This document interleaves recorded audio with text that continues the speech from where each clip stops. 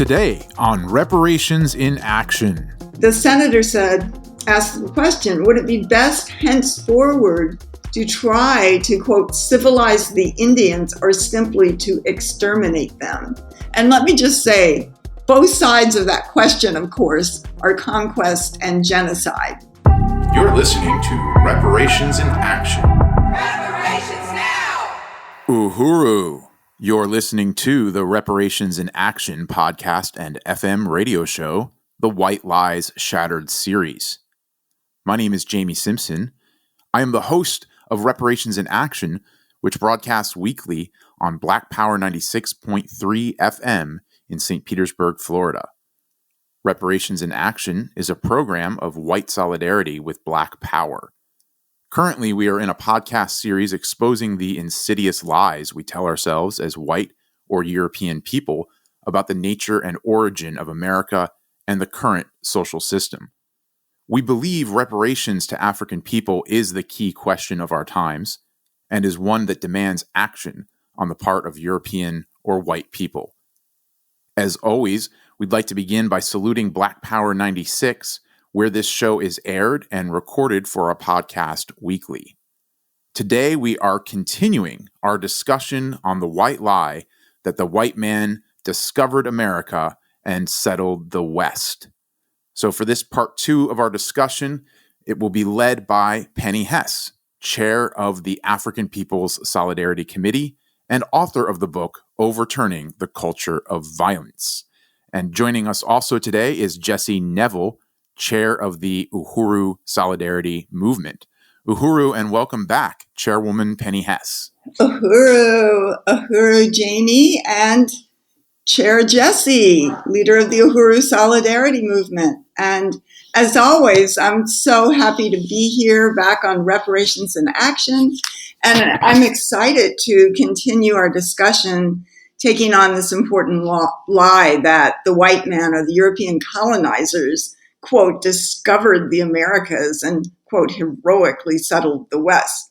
And as the chair of the African People's Solidarity Committee, I salute Chairman Omali Yeshitela, Deputy Chair Onasene Yeshitela, and the African People's Socialist Party that formed the African People's Solidarity Committee as part of their strategy to liberate Africa and African people everywhere.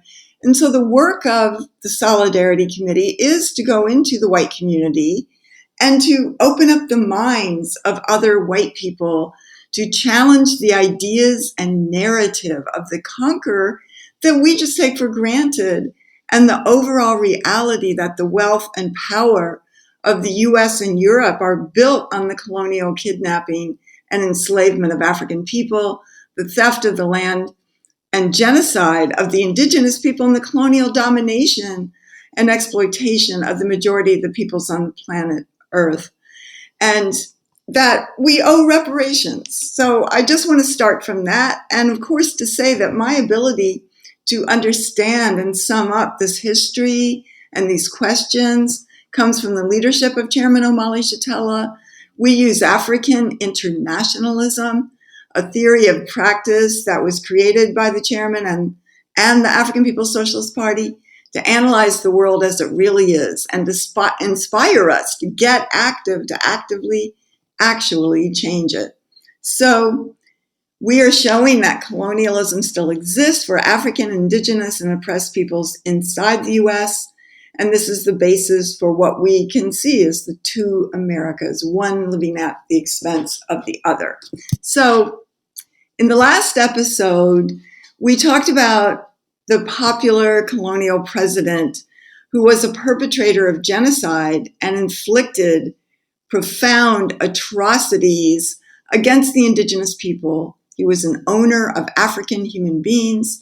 I'm talking about Andrew Jackson, who put forward an official plan for the, quote, Indian Removal Act, or U.S. government-sponsored genocide against the indigenous people, presented that to U.S. Congress. We read some of that in 1830, calling for and enacting into law the extermination of the indigenous people and instigating what is known as the Trail of Tears, the genocidal forced marches of Indigenous people that went on for a decade.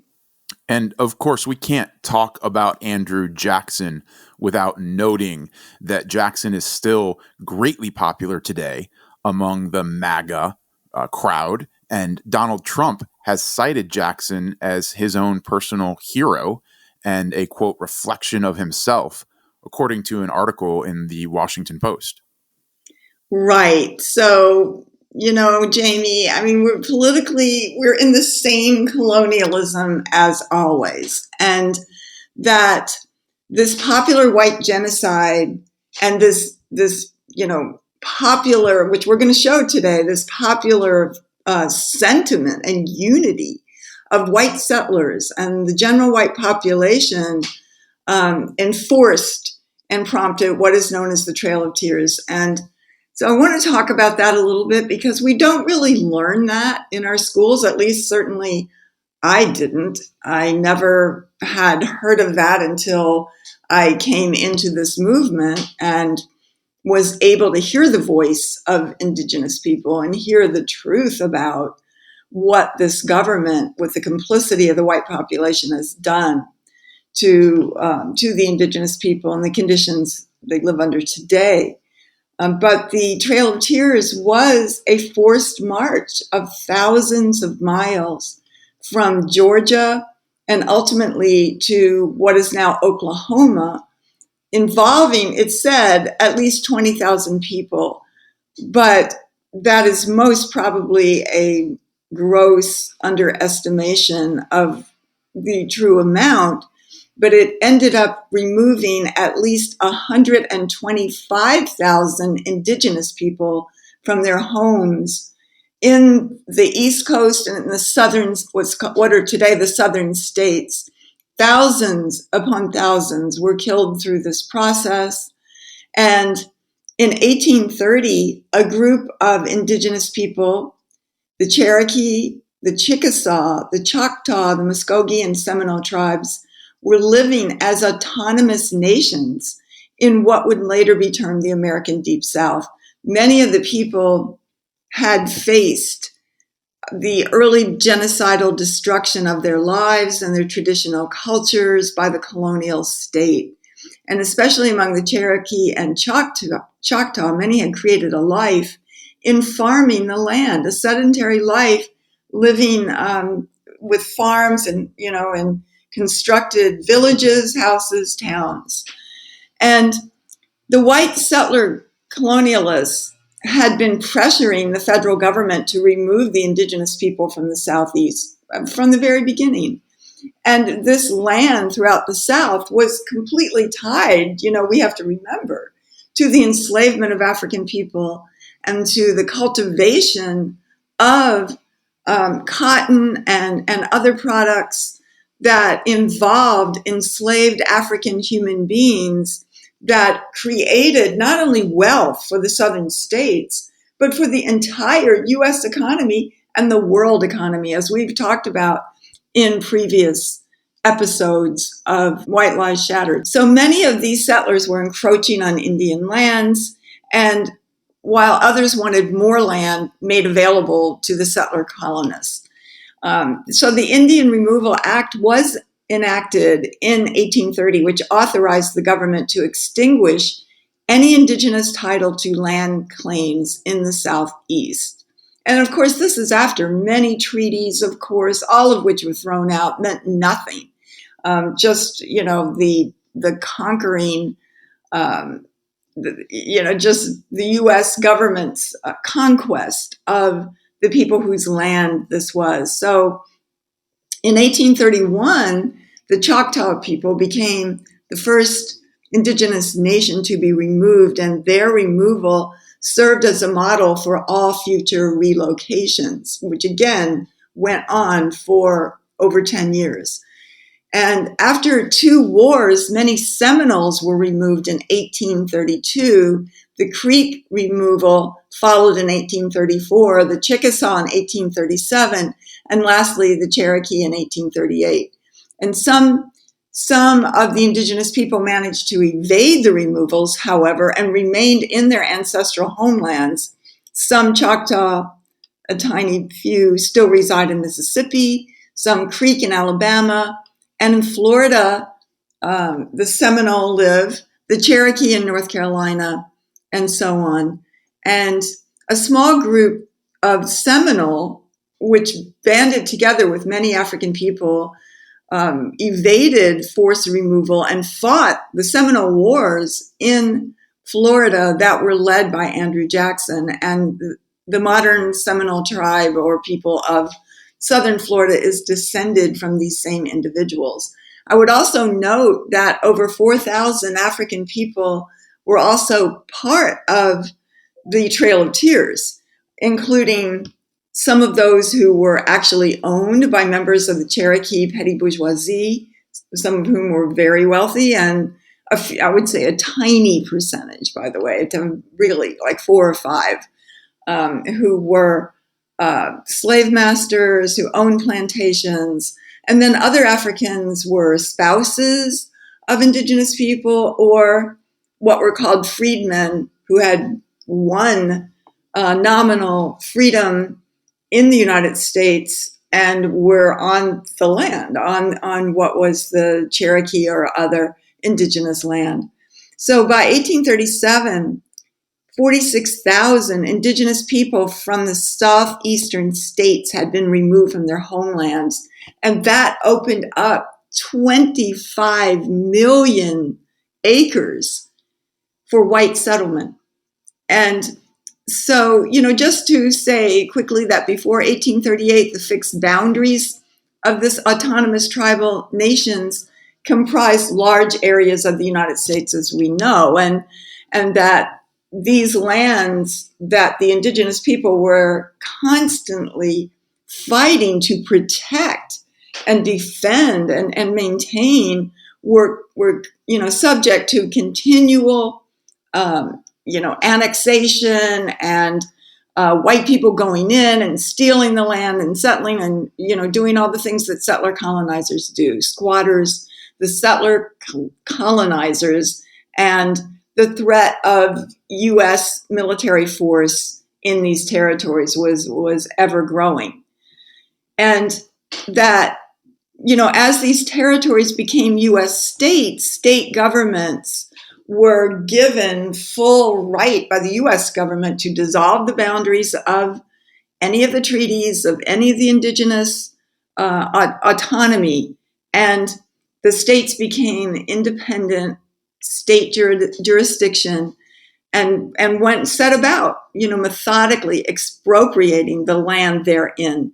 And, that, of course, as the settler colonizer population grew and grew, as it always does, and white people were involved in this, played a role in it, and there was very little, distinction between what would be a government, a U.S. government, federal, state, or volunteer incursions into the land with armed militia of the white population, because it's what Chairman Amalia Shatella has described as the white people's state. So I just want to go quickly into this and sum up quickly that Andrew Jackson, again, his main platform was the extermination of the indigenous people. And he forced this treaty, the Treaty of New Echota, on December 29th, 1835, which granted the Cherokee 2 years to move their territory to modern-day Oklahoma. And to say that a lot, they lived in Georgia, the Cherokee did, they lived many in mountainous areas or the foothills of the Appalachians, and that the masses of the Cherokee people refused to go, absolutely adamant, and that only a fraction of the Cherokee left voluntarily. So they had 2 years. They were given an ultimatum. You have 2 years to leave, and then we're taking over. And the people refused and went on with their lives. It was their land. They refused to give in to that. And they were very furious at their neo-colonial leaders who made this treaty. And So the U.S. government, with the assistance of state militias, forced most of the remaining Cherokees west in 1838. So 2 years to the day, they came into the indigenous lands. White people just started taking over their houses, their farmlands, and the Cherokees were temporarily put into camps in eastern Tennessee. And in November, the Cherokee were broken into groups of around 1,000 each. So if you Google the Trail of Tears, there were about, it looks like 5 to 10 different routes that the indigenous people were forced to walk with nothing, no food, no warm clothes, nothing. They endured heavy rains, the coldest winter ever, snow, freezing temperatures, ice, etc. And so when the Cherokee petty bourgeois neocolonialist leaders negotiated the Treaty of New Echota, they exchanged all their land east of the Mississippi for land in modern Oklahoma and a $5 million payment from the federal government, which is so typical. That didn't go to the people, that went to the petty bourgeoisie. So, as it even relates, and this is a profound history, and there's different films and movies that you can watch about this, but many Cherokee were outraged. They knew that they were betrayed, that their leadership had accepted this deal, and over 16,000 Cherokee people signed a petition to prevent the passage of the treaty. But by the end of the decade in 1840, tens of thousands of Cherokee and other peoples had been removed from their land east of the Mississippi. The Creek, the Chaco, Seminole, and Chickasaw were all relocated under the Indian Removal Act of 1830. One Choctaw leader portrayed the removal as a trail of tears and death, a devastating event that removed most of the native population from the southeastern United States from their traditional home. A volunteer soldier from Georgia who participated in the removal recounted, "I fought through the Civil War and have seen men shot to pieces and slaughtered by thousands, but the Cherokee removal was the cruelest work I ever knew." And, this whole discussion, just like what you said earlier, Chairwoman Penny, that this is the same colonialism that is dominant today in the world. It reminds me so much of the colonial removal of the Palestinian people by the white Jewish colonial settlers of occupied Palestine, who self-described as Israelis. I mean, it's the exact same story. The destruction of their villages, the burning of their olive trees, the stealing of their homes, the mass murder and expulsion and torture. It's exactly the same. It's the exact same settler colonialism. And in previous episodes, we've sort of touched on this whole notion of Nazi Germany and Adolf Hitler as being portrayed as the most towering examples of violence by human beings against other human beings in human history, and this whole idea of the quote unquote Holocaust, like what happened to European Jews in Germany at the hands of other Europeans is called the Holocaust. When what happened to the indigenous people of this land on which we sit, what happened to African people, was the real Holocaust upon which the entire social system rests. And in fact, as Chairman Amalia Shatella has said, compared to Andrew Jackson, compared to these, bloodthirsty killers, Adolf Hitler was a Boy Scout. And indeed, Hitler admired the United States and so-called Western model of genocide of the indigenous people. He spoke glowingly about the efficiency and the totality of the U.S. genocide against the indigenous people. And yet there wasn't even a word for genocide when all of this was happening until a Polish Jew came up with the word to characterize what happened to a sector of the European population in Europe.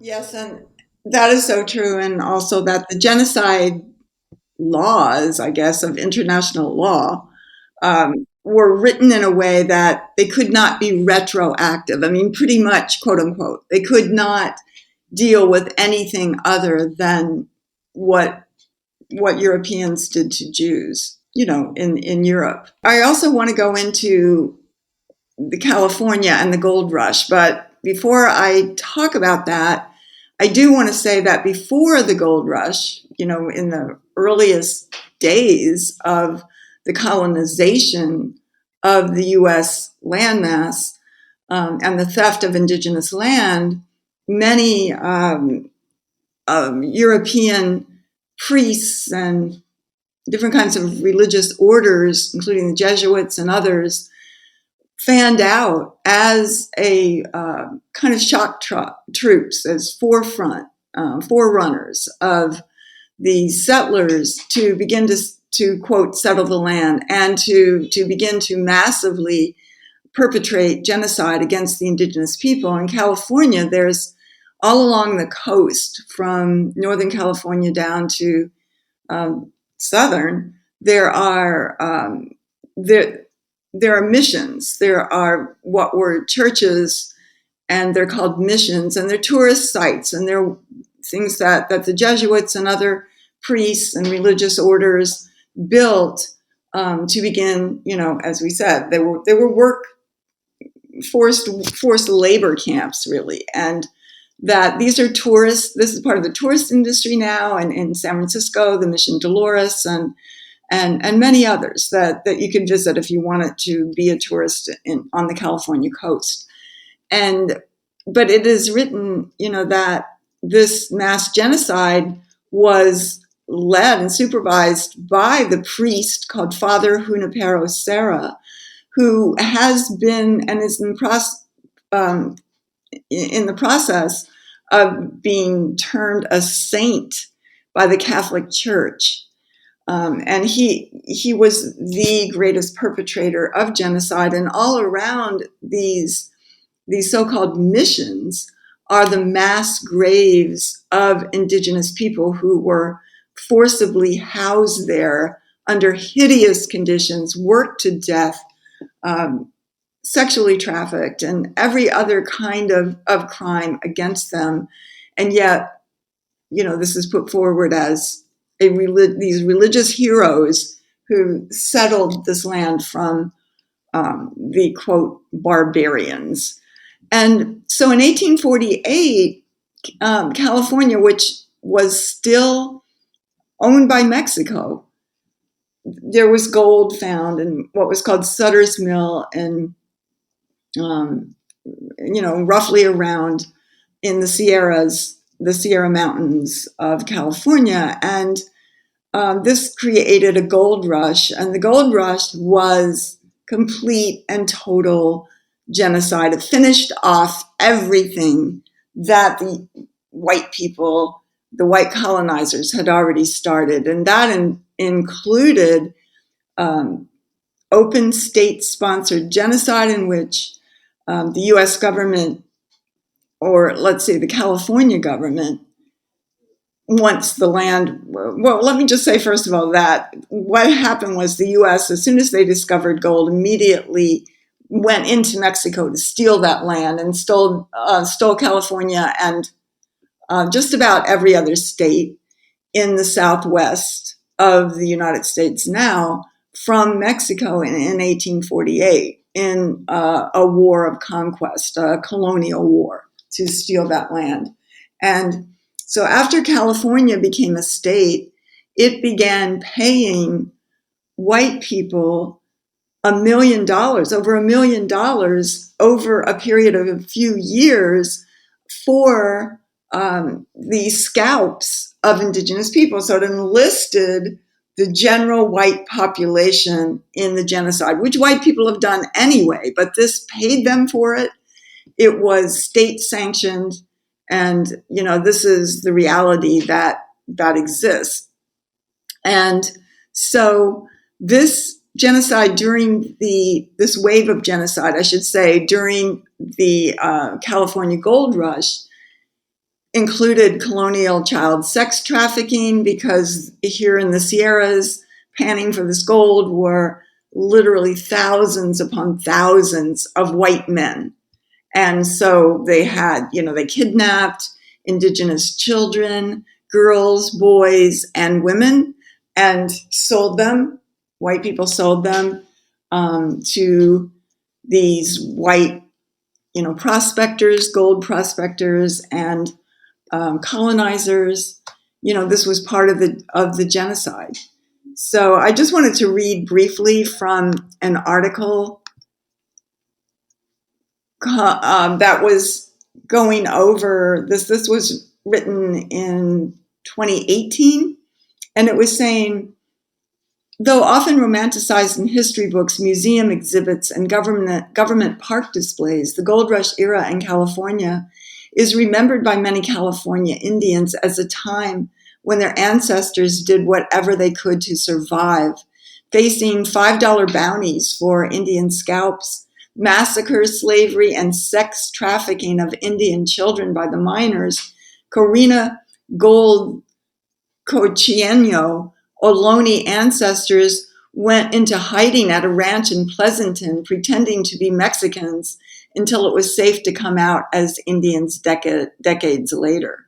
She said, "For me, I think the gold, greed, and genocide continues as people and corporations come to our homeland to take our land, water, and resources, and our power as Indigenous people," said Gould, co-founder of Indian People Organizing for Change. As these cities in the Bay Area built up, they invisibilized the Ohlone, and they continue to do it.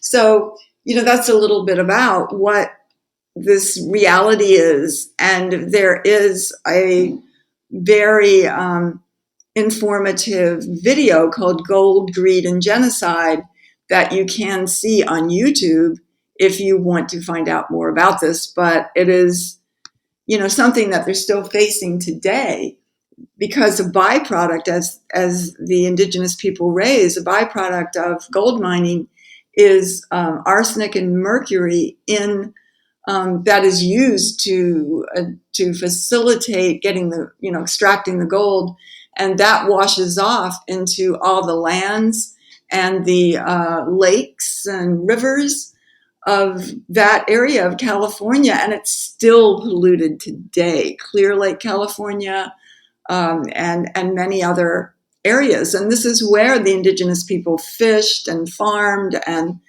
lived, and it became toxic just to be around it, and again, that it is still toxic today. Some of these mercury, etc., have long half-lives. This is still the pollution that they face today. So, just wanted to bring that up, and just wanted anybody to have a comment on that. Uhuru, Penny, I really appreciate the history that you continue to bring to light. I'll never forget reading Overturning the Culture of Violence about the gold rush in particular and the genocide of Indigenous people in California. And I think it's just so important that we grapple with this as white people, that we confront that history that we are first presented with in movies like Westerns, where the pioneer is always the innocent one, and they earn the right to the land because they settled it. And, things like what you're talking about here, this is the DNA of what colonialism is, of what settler colonialism is, that it's genocide, that it's bloodlust, that it's this rapacious thing that creates toxicity in the land, that brings along with it sex slavery, that we begin to see this through the eyes of the Indigenous, that this is what it always was. Because there's so much out there that still perpetuates the idea that colonialism is a force for good, that it may have these negative side effects, but ultimately it's a force for progress, right? To recall a former topic of White Lies Shattered. And it's just not true that there's anything redeemable about this system. Like Chairman Amalia Shatella has said, there's absolutely, it's something with no redeeming value whatsoever, colonial capitalism.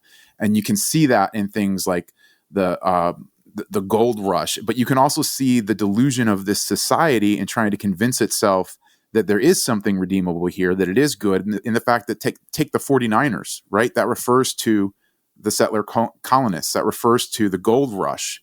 There's sports team, right, named for that. And then even the concept of the pioneer in a movie that I'm not trying to bring it up as a topic, but I haven't even seen it. I've seen clips of that movie. I think it won the Oscar, Nomad, where they compare the lead characters with what she's doing as being like a modern day pioneer, right? Even that term, the pioneer, as this brave person who goes out and creates new landscapes and new cultures. So it's just so important that we come face to face with this and see it for what it always was. Yeah, I really agree with that. And I think that also we see in this total, part of the extermination of the indigenous people, whether in the gold rush or whether the conscious killing of the bison, that the destruction of the environment was part and parcel of it. And today we have a white-led environmentalist movement that wants to separate out the genocide of the indigenous people, the assault and colonization of African people and oppressed people around the world from the condition that the environment is in right now. And, just make it a question around white people.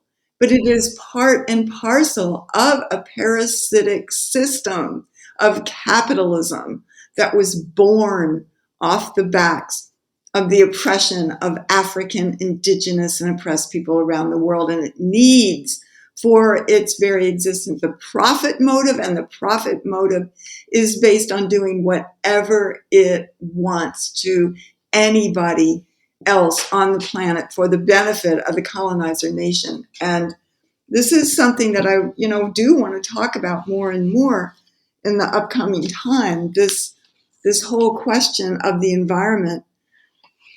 So I just want to get also to another instance of the popular movement of the white colonizers to fully commit genocide against the indigenous people. And that was the hideous case of the Sand Creek Massacre that took place on November 29th, 1864 in eastern Colorado.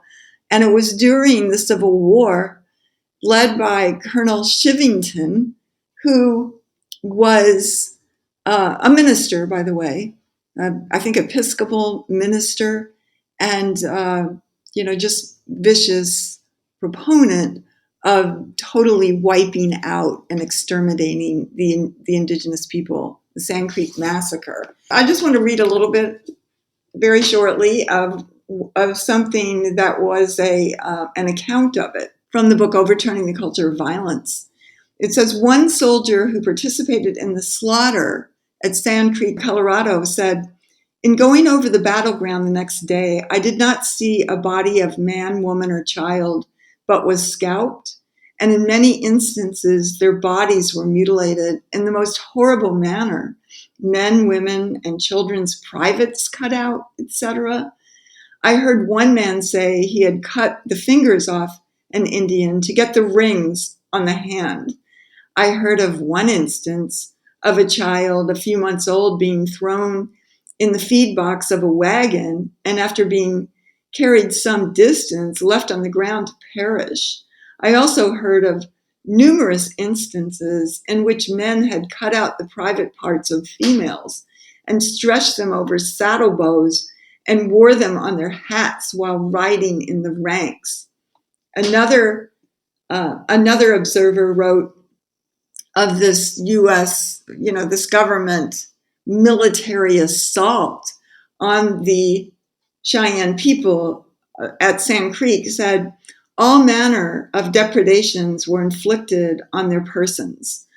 The indigenous people were scalped, their brains knocked out, the men used their knives, ripped open, meaning white men, of course, ripped open the women, clubbed little children, knocked them in the head with guns, beat their brains out, mutilated their bodies in every sense of the word, worse, mutilated than I ever saw before. Children 2 or 3 months old, all lying there from sucking infants up to warriors. So, just the carnage, and that, again, I really urge you to read about this, the Sand Creek Massacre.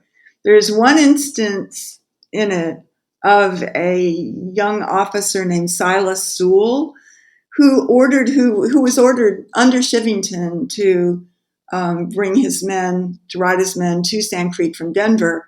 And he, when he saw what Chivington was doing, he refused to participate. And it's not saying that, he was against the taking over of the land, but he, in this case, refused to participate. And Chivington ordered his men to go ahead and participate in this massacre, in this bloodbath. But Sewell stood there on his horse and he refused to go in. And he later testified against Chivington in a hearing where, Congress sent somebody, and I'll talk about that in a minute. But 2 weeks after he testified against Chivington, he was mysteriously murdered in Denver. So, politics are the same now as they were then. So I just I wanted to read what happened was, after the Sand Creek Massacre, a concerned senator from the East Coast traveled from Washington, D.C. to Colorado to confront Colorado's governor and Colonel Chivington openly on the matter of this massacre, this assault, this genocide against the Cheyenne people. And the senator invited the general public to a town hall meeting at the Denver Opera House to discuss the Sand Creek slaughter. And as David Stannard, who is the author of the book American Holocaust, which I really recommend people read and take a look at, which has so much information about the indigenous people in this entire hemisphere, North and South and the Caribbean, North and South America and the Caribbean. So Stannard says this, that during the course of the discussion and debate, this is at the Denver Opera House that was packed to the gills, every balcony full with white people for this town hall meeting on the question of the brutal massacre of the indigenous people at Sand Creek.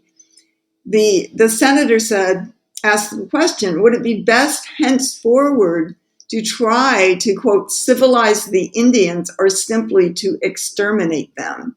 And let me just say, both sides of that question, of course, are conquest and genocide, because to civilize them is to force them to be white Americans. And what the indigenous people, of course, were struggling for was self-determination and the return of their autonomy over their own land. So the senator raised this question, and then Stannard writes, whereupon the senator wrote in a letter to a friend, quote, there suddenly arose such a shout as is never heard unless upon some battlefield, a shout almost loud enough to raise the roof of the opera house, quote, exterminate them, exterminate them. And as it says in the book, Overturning the Culture of Violence, this anecdote is perhaps a good indicator of the popularity of genocide throughout American history. It informs us of the initiative taken by the general white populace in the annihilation of the indigenous people. And it was enthusiastic. And this is what it was about. It was popular genocide. It's not something that the U.S. government did and white people opposed it. Mm. I really want to express appreciation for that point that you bring out in Overturning the Culture of Violence and that you're bringing out here on the show today, Penny. I think it's so important that we understand that it was a popular thing. It was popular genocide, like you're saying, enthusiastically participated in by such a broad sector of the white population that it was a unifying force. It was seen as something that solved the problems of white people, made the landless have land. It was something that was even seen as like a populist democratic force, right? Democratic genocide. That's just, I think, so incredibly important at this time that we're in right now, when we're tempted to see these kinds of things as either coming from the left or the right, or Democrat or Republican, that it was something across the board popularly supported. Yeah, and I think that that there was, from what I've read, there was something of a backlash against Shivington at a certain point. And he sort of died in disgrace in a way. He, I guess, turned out, typical big alcoholic, abused his wife and all these things. But the fact is that, it's just like the abolition movement, among white liberals, that at a certain point, after it has been carried out, after the wealth has been gained and stolen from either the labor of African people or the land of indigenous people, then, something comes out, an outcry comes out, among a certain sector of the white population against this. But yet it never stops the next thing, because it never wants to stop the policy, and it never wants to end the parasitic system that is built on the backs of African indigenous people and on their suffering and bloodshed for the benefit of the wealth and aspirations of white people. It has taken the leadership of the African Revolution to raise that white people have to be serious about standing against the ongoing atrocities of the system of colonialism, that white people have to be organized under the leadership of the African Revolution that is about overturning parasitic capitalism and building a world without the oppressor and the oppressed. Finally, today, we'll be hearing from the indigenous people of California in their own voices. This is a section of the award-winning film Gold, Greed, and Genocide, the untold tragedy of the California gold rush. It was a year 2000 presentation from the International Indian Treaty Council and Project Underground. It was produced and directed by Pratap Chatterjee, associate producer Samuel Heredia. It was narrated by Delina Duncan. And if you'd like to see all of the film, Gold, Greed, and Genocide, you can check out the website of the International Indian Treaty Council, or otherwise look for it on the internet. Gold, greed, genocide, you can't hide.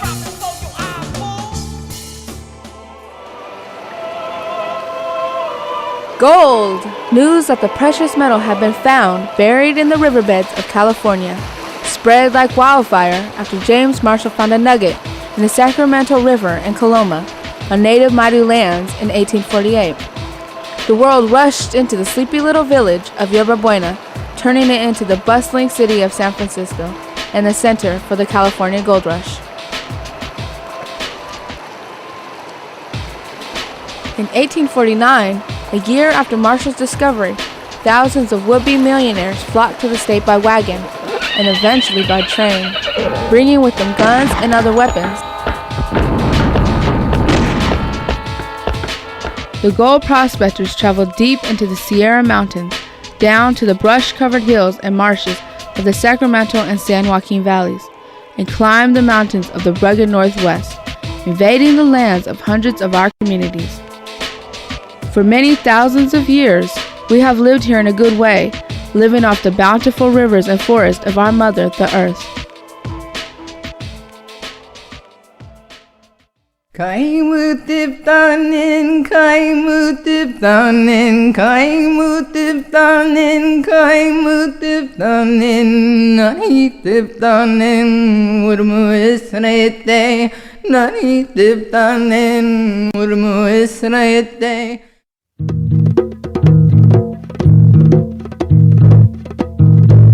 We're standing on my traditional lands that no longer belong to us. At this point, my tribe only has a 50-acre recognized reservation, but the southeastern Pomo owned all of this land that you can see in the background. This was our private lands, our fishing village. We sustained ourselves here for over 10,000 years until the arrival of the Spanish and the Americans. Everything was fruitful. There used to be a lot of elk in here and that kind of thing. And the miners just ate all the elk up and left us with nothing.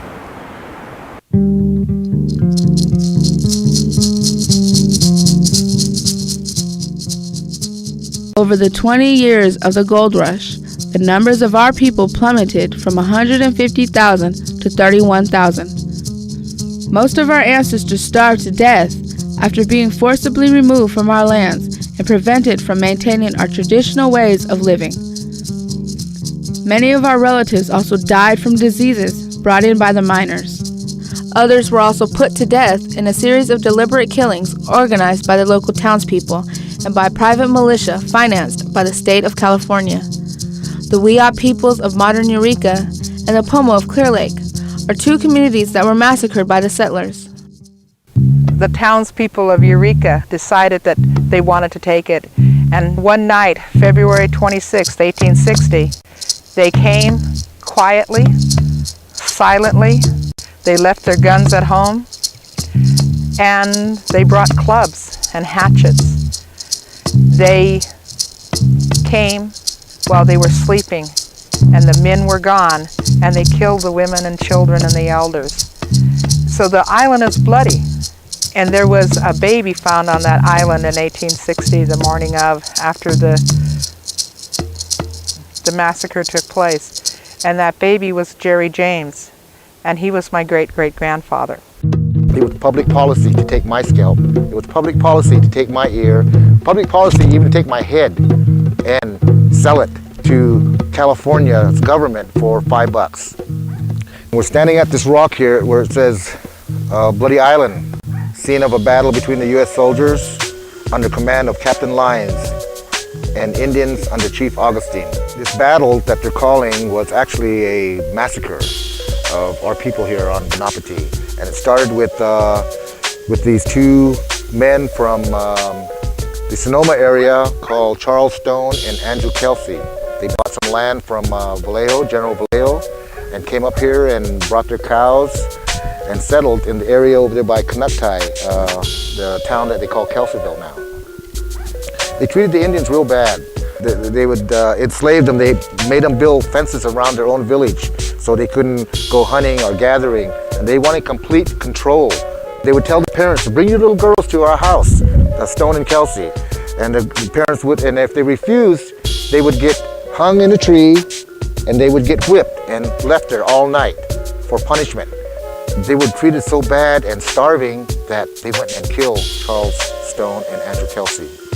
And for killing them, Ben Kelsey heard about it, and he got 15 vigilantes together, which one of the vigilantes was the governor of California, William Boggs. There was lawyers, there were businessmen. I mean, it was just, regular citizens got together and they came over here just to kill and revenge what happened to Andrew Kelsey and Charles Stone. One of the few survivors of this massacre was Lucy Moore, the great-grandmother of Clayton Duncan. The reason why she survived was because of a game that the kids played around here in the Tulies, a hide-and-go-seek game.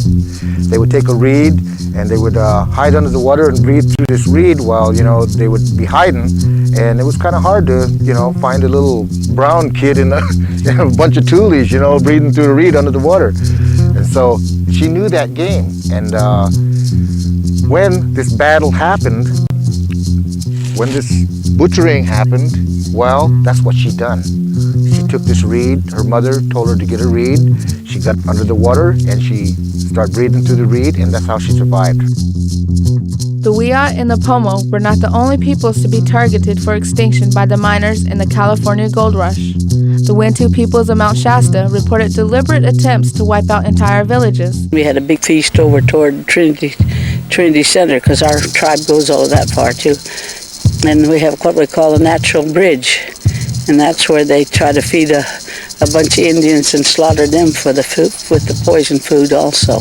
And then there's another story where the army came in and brought in blankets with smallpox in and got them sick, and they couldn't have no cure for it because Indian systems weren't the same as theirs, and so we lost a lot of our Indian people that way.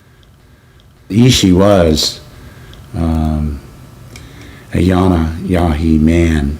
He was believed to be and called the last wild Indian in North America. It's practically the only mention of California Indians in the school system. They've never yet been able to say that yes, genocide was practiced upon and carried out to at least 250,000 people at a minimum, and all of Ishi's family, all of his people, they were all exterminated. Many of the people who survived were forced onto reservations or sold into slavery to provide free labor in the mines and on the ranches. Over 4,000 children were bought and sold at markets at prices ranging from $60 for a boy to $200 for a girl. Enslaved women and girls were sold for higher prices because the miners and ranchers used them for forced sexual labor. For 5 years, people were kept in concentration camps. Miners would come and take girls and boys, rape them, sell them, and finally they were put on the Siletz Indian Reservation, the Grand Ronde Reservation in Oregon. 30 women, 5 couples were allowed to stay because the couples were elders and the women were with miners. My great-great-great-grandmother was one of those women. Immigrant diseases, smallpox, malaria, tuberculosis, measles, typhoid, cholera killed over half of the native California population. 700,000 before white man's devastation to 150,000 in 1845 to 31,000 in 1870. Finding a stay alive. And you were just listening to a section of the film Gold, Greed, and Genocide, the untold tragedy of the California gold rush. This film came out in the year 2000. It was a production of the International Indian Treaty Council and Project Underground. It was produced and directed by Pratap Chatterjee and associate producer Samuel Heredia.